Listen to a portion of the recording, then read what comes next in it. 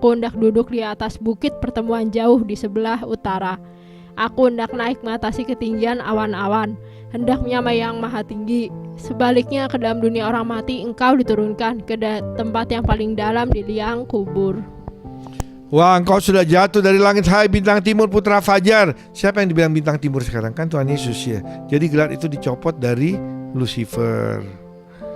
Begitulah kalau orang hendak menyamai Tuhan. Bukankah kita sekarang begitu banyak di antara kita pengen menyamai pimpinan kita, pengen menyamai bos kita, bahkan tidak tahu diri, pengen menyamai Tuhan kita. Kita menjadi Tuhan atas Tuhan. Kita merintah Tuhan. Tuhan, saya minta mobil, saya minta rumah, minta.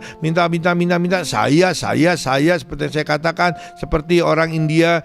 Saudara-saudara, tidak ada satupun dalam tubuh Anda milik Anda. Kita sudah dibayar lunas oleh Yesus Kristus. Kita sudah dibeli tunai. Tadinya kita milik iblis, sekarang kita sudah dibeli tunai. Jadi kita tidak punya apa-apa. Seperti kata Hamdan Ate, kita makhluk termiskin di dunia. Jangan sombong. Apa yang mau kamu sombongin?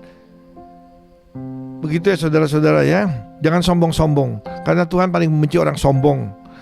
Karena mempunyai cita-cita yang sangat tinggi, yaitu yang menjadi Tuhan, maka untuk mewujudkan cita-citanya ia mendirikan kerajaannya di angkasa, dan ia memberikan gelar untuk dirinya sendiri, Pangeran Kegelapan atau Prince of Darkness.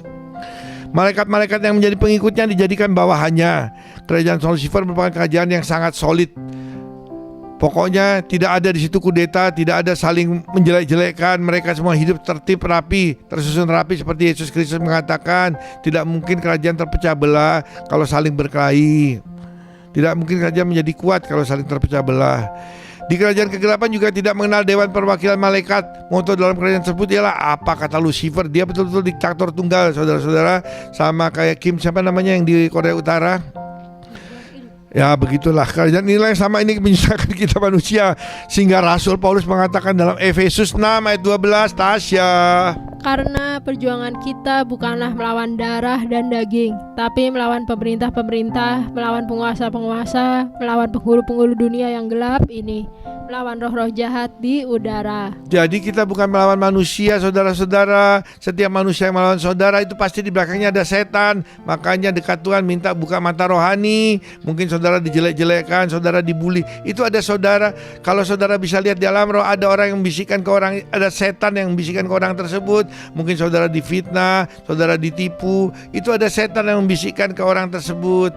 Karena dia tidak punya Roh Kudus, dia lakukan. Dan kita orang-orang Kristen sasaran empuk, saudara-saudara ya. Karena kita biasanya baik-baik, tulus-tulus, polos-polos. Ya tapi apa boleh buat, karena Alkitab sendiri mengatakan orang-orang dunia ini lebih cerdik daripada anak-anak Tuhan. Itu Tuhan sendiri yang bilang. Kerajaan kegelapan punya struktur pemerintahan seperti struktur yang kita kenal di bumi, kira-kira seperti kerajaan lah. Rasul Paulus membagi struktur kerajaan tersebut dalam beberapa bagian. Pertama, pemerintahan, sama kayak zaman sekarang ada pemerintahan, ada penguasa-penguasa, ada penghulu-penghulu, roh-roh jati udara. Nah, yang paling menyebalkan, kita ini cuma bisa melawan roh jati udara, tapi sombongnya minta ampun, sudah petentang-petenteng. Oh, aku ngusir setan. Saudara-saudara pengusir setan yang terhormat, kalau setan-setan kecil mengaku dia Lucifer, dia iblis, kalau saudara-saudara melepaskan orang, itu bohong. Setan itu bapaknya bohong. Lucifer tidak akan mungkin masuk ke dalam tubuh manusia. Tidak mungkin dia mau menghinakan dirinya, saudara-saudara. Itu setan tingkat rendah. Jadi kalau saudara bisa mengusir setan, jangan bangga petentang-petenteng. Saudara pikir saudara sudah mengalahkan setan-setan tingkat tinggi. Bukan, itu setan-setan tingkat bawah, serdadu-serdadu. Kita dapat melihat tentang penguasa kegelapan dalam kitab Daniel. Coba kita baca Daniel ya itu. Ketika Daniel sedang berpuasa dan ia melihat penglihatan, dan perlu diingat penglihatan ini hanya dilihat oleh Daniel, sedangkan orang sekitarnya menjadi ketakutan dan lari bersembunyi. Daniel 10 ayat 13. Pemimpin kerajaan orang Persia berdiri 21 hari lamanya menentang aku. Tetapi kemudian Mikael, salah seorang dari pemimpin terkemuka, datang menolong aku, dan aku meninggalkan dia di sana berhadapan dengan raja-raja orang Persia. Jadi Daniel 10 ayat 13 ini malaikatnya cerita kepada Daniel. Hebat juga malaikat ngobrol sama Daniel ya.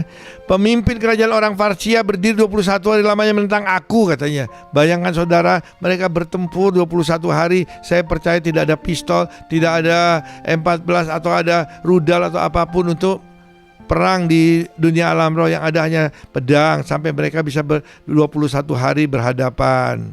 Kemudian karena tidak menang juga, dia kemudian SMS Michael atau WA Michael, tolong dong gua kalah nih katanya. Gua nggak bisa ngalahin si Persia. Nah, kemudian Michael datang langsung, dia datang sendiri, dan di sini pun Michael masih berhadapan dengan raja orang Persia. Dia bukan langsung mengalahkan, saudara, dia masih perang lagi. Kita tidak tahu berapa lama. Malaikat tersebut mengatakan ia berhadapan dengan pemimpin Raja Persia, yang berarti juga malaikat jatuh yang berkuasa atas Persia. Lah, kalau penguasanya sudah demikian hebatnya sehingga harus Michael yang turun tangan, gimana dengan pemimpin pemerintahannya? Kalau malaikat aja kalah dengan penguasa Persia, gimana dengan manusia yang merupakan makhluk lemah? Makanya jangan sombong, jangan takabur, katanya saudara kita. Iling waspodo, katanya Pak Harto. Nah, saudara-saudara, ini adalah dongeng dari Alkitab tentang kerajaan iblis atau kerajaan Lucifer. Besok saya bercerita tentang sorga. Saya harap saudara senang mendengar dongeng ini, karena semuanya berdasarkan Alkitab yang 1000% aku yakin benar-benar asli, bukan dibuat-buat, bukan dikarang-karang, bukan sudah dirubah seperti yang dikatakan orang-orang dari negeri Konoha, orang-orang yang baru ada 400 tahun setelah kita. Luar biasa, setelah 400 tahun dia bilang kita palsu. Sekian saudara-saudara, terima kasih. Tuhan Yesus berkati Anda. Mohon maaf saya berapi-api, karena kalau tidak saya ngantuk. Tuhan Yesus mengasihi Anda dan seluruh keluarga Anda. Mari kita berdoa. Bapa di surga, terima kasih hamba telah menyampaikan firman-Mu Tuhan. Biarlah firman-Mu menjadi terang dalam hidup kami semua. Tuhan Roh Kudus, biarlah kiranya Engkau bekerja bagi mereka siapapun juga yang mendengar rekaman video ini. Biarlah nama-Mu semakin dimasyhurkan. Biarlah kami tidak seperti Lucifer memberontak terhadap Engkau. Biarlah kami hormat terhadap Engkau ya Bapa, Putra dan Roh Kudus. Dalam nama Yesus kami berdoa. Mari kita berdoa doa Bapa kami yang diajarkan oleh Tuhan Yesus 2000 tahun yang lalu.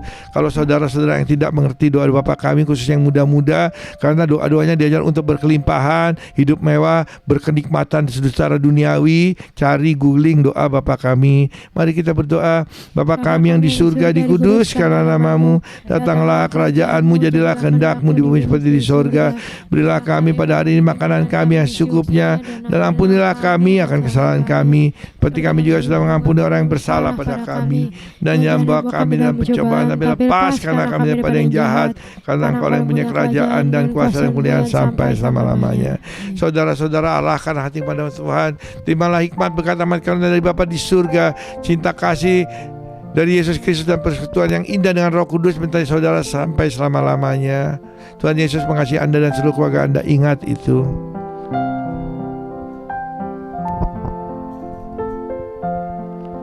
Bapa, terima kasih.